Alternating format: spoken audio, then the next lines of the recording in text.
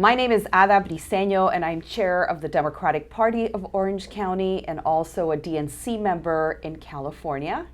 I am so excited to be here with Maya Equihua, and she is an intern with the Democratic Party of Orange County.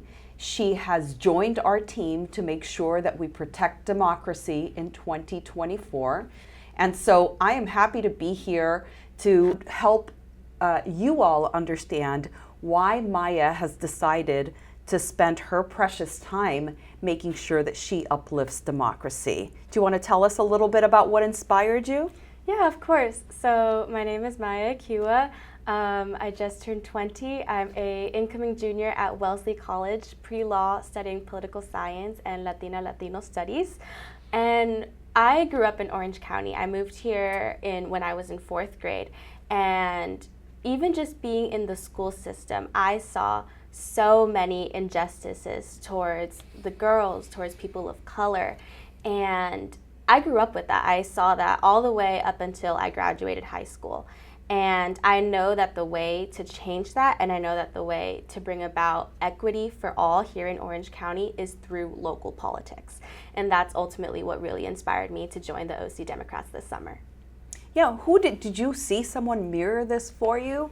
Because it's just spectacular that at 20, you are thinking overall about fixing those issues that you encountered as a young person living in Orange County. Yeah, of course. Honestly, I want to say my parents. Both of my parents, my dad grew up in Compton and then Southgate. My mom grew up in South Central, and they always taught me to give back to my community. You know, I go away to Wellesley and I absolutely love it there, but I know that my roots are here in Southern California, and they taught me to help the people that helped me grow. They taught me to give back to my community and to help uplift it. So that's ultimately why I wanted to come back to Orange County here where I'm from. So what about the work that you're doing with Orange County Dems is grounding you on that, in that experience that you want to change? So here at the OC Dems, right now I'm focusing on Latino mobilization and overall just making politics in general more accessible through the Spanish language. And so that work is really inspiring me and keeping me grounded towards giving back to my Latino community. I've seen my grandparents, other Latino folks, not be able to really engage in politics efficiently because they just didn't understand it. And so as someone who speaks English and Spanish, I want to make politics accessible to all and bring out Latinos to vote. A person after my heart. Obviously, I have been representing Latinos and immigrants, and inspiring them as well to join Democrats, but also to use their voice, which is so crucial. Not only in their workplace as a union leader, but also in their communities. I'm inspired by seeing immigrants and people of color go to their council and speak up on the issues, and ultimately feeling that pride when they vote, for the first time. And so knocking on doors has allowed me to experience that. And what I love the most is that when you teach someone how to vote for the first time, then you demystify it for them, and they become lifetime voters if we're on them and we're talking to them about voting. So tell me, have you identified specific areas? I know that you're working on plans, so tell me a little bit about that. Yeah, right now we are focusing on a few key areas that are going to be really important in this upcoming election. They include Huntington Beach, Garden Grove, Westminster area, Congressional District 45, Assembly District 74, just all of these really key battleground areas. And so what we're doing is we're taking raw numbers of Latinos who have their voting preferences set in Spanish, meaning that they want to receive information in Spanish, etc., and we're locating them. And then we're going to go ahead and target them with bilingual advertisements, and we're also going to advocate for pop-up voting centers, which is something that isn't really utilized, and we're going to advocate for those centers to be placed right within those Latino communities, so that way they have really good accessibility to voting in this upcoming election. What's the mechanism for us to advocate for those pop-up areas?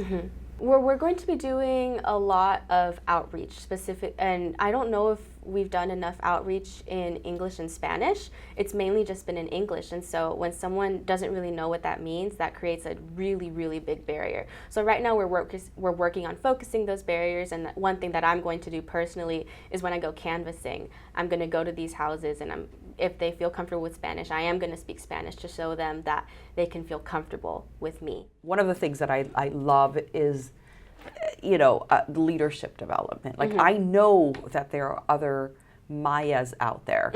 I know that there's other Hadas out there that want so bad to make sure that we expand our electorate and that we give everybody a voice. And so I know between you and I, we can reach out to a nice number of people. But if we find the Mayas that are out there, right, and invite them and make this table wider so we can all sit and make sure that we share, in this beautiful thing called, expanding our democracy. How do you feel about that? Yeah, I think my biggest goal here this summer, but also just in life, is to bring empowerment to historically marginalized communities. And I think one of the biggest ways that we can empower them is by registering them to vote, encouraging them to vote, making sure that they're a voter for life, because it's their voice and it matters, and it's so, so, so important in order to keep our democracy going. Wow, that's impressive. That's really impressive. So if you can tell me, is there someone that inspires you? Is there an elected official that inspires you? Is there someone that has, that you're like, oh, wow, I really love what they do and how they do it? Is there a particular person? It could be statewide, it could be national, it could be local. Who is that person? I would have to say Sonia Sotomayor. She is my idol of my overall idol. I remember we got to do a biography project on any person we knew, any person at all, and I chose Sonia Sotomayor. And my teacher had no idea who she was. Wow. My classmates were like, why didn't you pick someone cool or like relevant? And I was like, well, she is cool and she is relevant to me because she is someone that looks like me. She has my hair and she's on the Supreme Court. And Sonia Sotomayor. She's probably the coolest one that anybody did a report on, right? Yeah, and so she is just my all-time inspiration. She comes from a family of immigrants, just like me. She's from New York, and she made it all the way to the Supreme Court, breaking down barrier after barrier. And seeing a Latina in that powerful of a position just makes me feel like I can do anything. And I love what she advocates for. I love that she advocates for women. I love that she advocates for people of color. I love that she advocates for the LGBTQ plus community. Those are all things that I care about. And so when I see someone like her, I know she has my back. I know she has democracy's back. And she is just my biggest inspiration of all time. Maya, you're impressive. We are so lucky here to have you. We're not letting you go. I just want you to know you're here to stay. Anyway, thank you so much for this interview, and we look forward to hearing more from Maya. Oh, thank you.